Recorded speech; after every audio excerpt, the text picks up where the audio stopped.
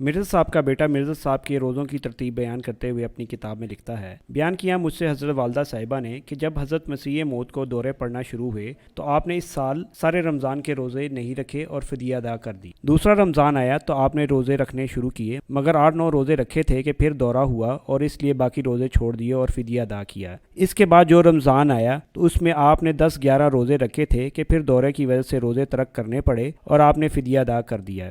اس کے بعد جو رمضان آیا تو آپ کا 13واں روزہ تھا کہ مغرب کے قریب آپ کو دورہ پڑا اور آپ نے روزہ توڑ دیا اور باقی روزے نہیں رکھے اور فدیہ ادا کر دیا۔ اس کے بعد جتنے رمضان آئے آپ نے سب روزے رکھے، مگر پھر وفات سے 2-3 سال قبل کمزوری کی وجہ سے روزے نہیں رکھ سکے اور فدیہ ادا فرماتے رہے۔ خاک سار نے دریافت کیا کہ جب آپ نے ابتداً دوروں کے زمانے میں روزے چھوڑ دیے تو کیا بعد میں ان کو قضا کیا؟ والدہ صاحبہ نے فرمایا کہ نہیں، صرف فدیہ ادا کر دیا تھا۔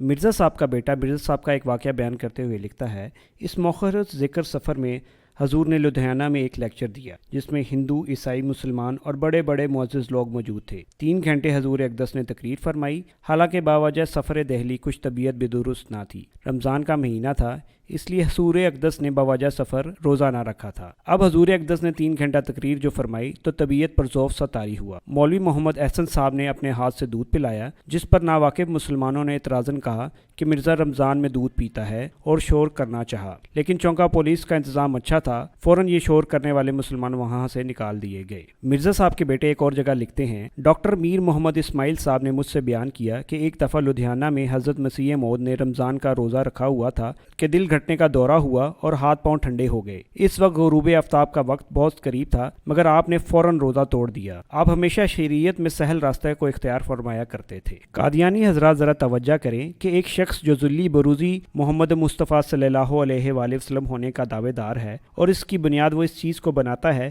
کہ میں نے رسول اللہ صلی اللہ علیہ وآلہ وسلم کی کامل اتباع کی ہے، وہ 3 گھنٹے کا لیکچر تو دے سکتا ہے لیکن روزہ نہیں رکھ رہا۔ اور تو اور ایک عام مسلمان کو بھی اس چیز کا علم ہے کہ اگر اس نے روزہ نہیں رکھا تو وہ روزے داروں کے سامنے کوئی چیز نہ کھائے، لیکن مرزا صاحب تو کہتے ہیں کہ میں تمام انبیاء کا مجموعہ ہوں، اور حالت تو یہ ہے کہ ایک معمولی سے سفر کی وجہ سے نہ تو روزہ رکھا اور رمضان میں مجمع کے سامنے دودھ بھی پی گئے۔ مرزا صاحب کا بیٹا ان کی نماز کا ذکر کرتے ہوئے بیان کرتا ہے، ڈاکٹر میر محمد اسماعیل صاحب نے مجھ سے بیان کیا کہ ایک دفعہ حضرت صاحب کو سخت کھانسی ہوئی، ایسی کہ دم نہ آتا تھا، البتہ منہ میں پان رکھ کر قدر آرام معلوم ہوتا تھا۔ اس وقت آپ نے اس حالت میں پان منہ میں رکھے رکھے نماز پڑھی تاکہ آرام سے پڑھ سکیں۔ قادیانی حضرات ذرا یہ بتائیں کہ وہ بھی اپنے نبی صاحب کی سنت پر عمل کرتے ہوئے جب کھانسی ہو تو منہ میں پان رکھ کر نماز ادا کرتے ہیں؟ لیکن پہلے یہ ضرور دریافت کر لیں کہ یہ کون سا تمباکو والا پان ہے جسے کھانے کے بعد کھانسی میں آرام آ جاتا ہے۔